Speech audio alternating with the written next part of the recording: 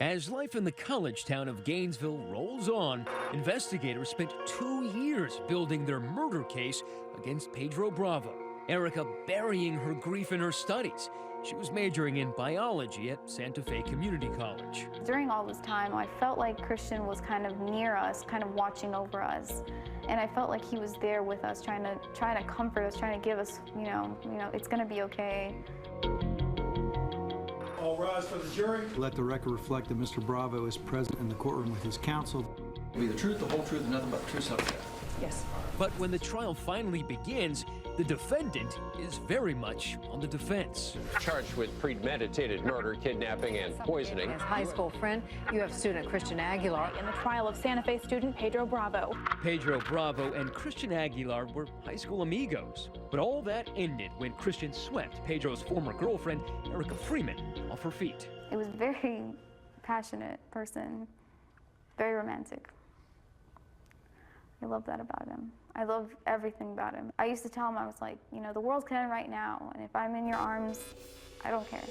Now, Pedro stands accused of murdering Christian, and it looks like there's a mountain of evidence to prove it. With all of this evidence amassed against him, he's got a very narrow opportunity to tell a story that's even remotely plausible. From the outset, the prosecution pulls no punches. Body in the wooded area. Painting Bravo as a jealous rival plotting revenge against his former friend. This is a story as old as time, a classic story, the Cain and Abel story, the elimination of a rival, fueled by jealousy, hatred, anger. He has an obsession with her. He has an obsession with getting her back.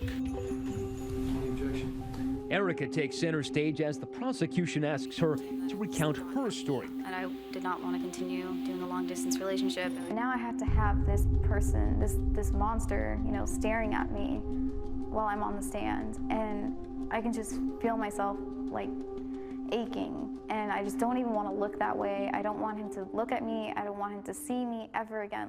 The prosecution presents Pedro's journals as proof of his disturbed state of mind. Page after page of teen angst and anguished obsession. With everyone out there wanting blood, wanting me gone, I will give them what they want. There was also this self-loathing suicide note he penned in jail. I feel terrible, and every day in here is the day spent waiting to die. I am a monster for having hurt Chris the way I did. At one point, she breaks down in tears. All of this was focused on you. You were at the center of this all. Yes, a lot of it was with his obsession for me and how he wanted me back and how he wanted to be with me. What did you think reading his journal? It sounds like the mind of a sociopath or a sick person. For someone to be that selfish and that controlling, that manipulative, you know, it's almost like what they describe sociopaths, you know, they will kill your dog and then go help you find it. Prosecutors also start piling up the circumstantial evidence compiled over the 2-year investigation. The jury learns that just 4 days before Christian's disappearance, Pedro came here to a nearby Walmart and buys an ankle wrap and gets $80 cash back. He then comes to this Lowe's where he buys Hot Shot pesticide, a Gatorade, and a shovel. Then, for some reason, he heads back to that Walmart. And Pedro walks in with that shovel. He purchases sleeping aids, duct tape, and a knife. He pays cash. Then there's that staple of 21st century criminology, the computer evidence. Turns out that Pedro Googled suspicious search terms such as buying anesthetics. What is chloroform, and how do sleeping pills kill you? At 1:35, he does a search, good anesthetic chemical. At 1:35, he does another search. Can rubbing alcohol knock someone out?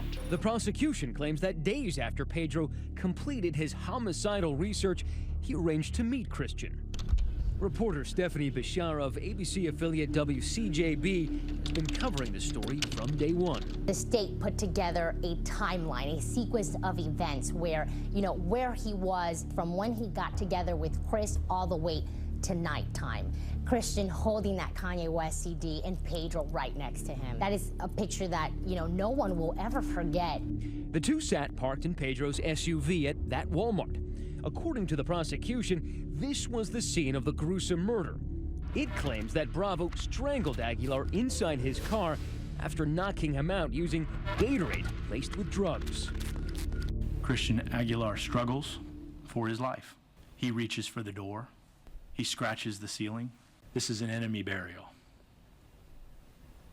This is indifference to life.